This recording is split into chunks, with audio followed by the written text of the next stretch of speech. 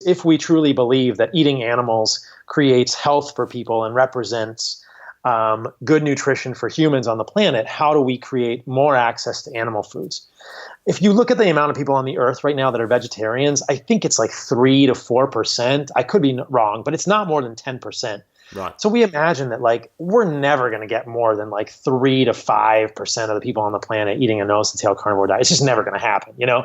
So like let's just accept it like that's an implausibility.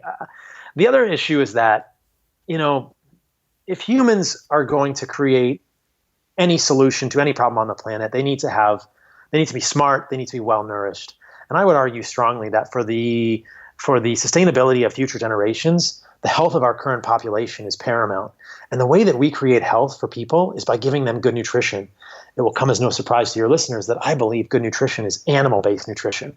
People don't have to be entirely carnivorous, but I think that the more animal products we eat, the more bioavailable nutrition we're going to get. One of the things I've spoken about on my podcast and other podcasts is that for people who are particularly sick, I think the carnivore diet can be very, very healing. And that's what we see.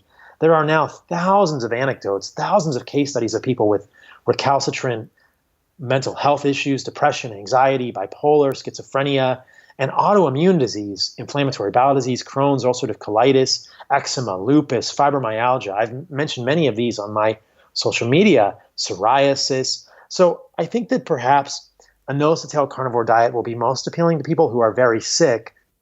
The other application of it, I think, is for people who are wanting to be optimal or people who are just wanting to experiment with how good can I feel.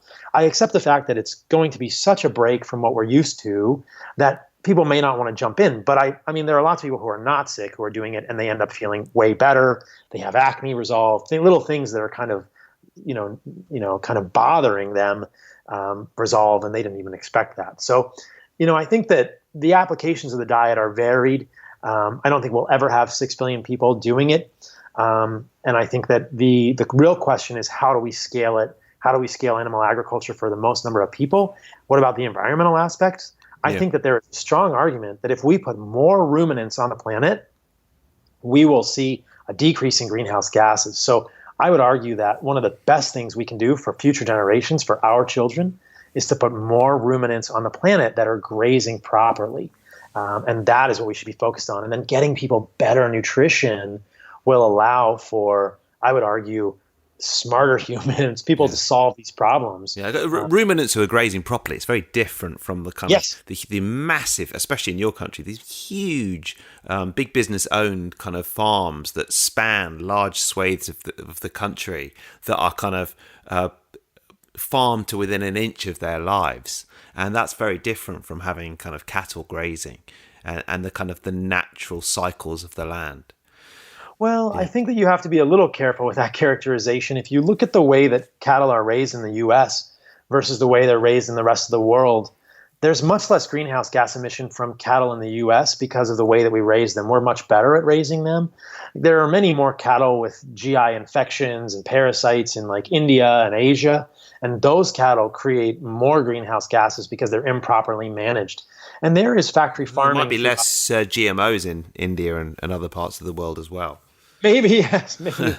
Yeah. We're not good about GMOs here. But yeah, I think that the ideal thing would be returning the majority of ruminant agriculture to entirely grass-based agriculture. That would be the way to do it. The only thing I'll say about feedlot agriculture is that cows are never raised their entire life in feedlots.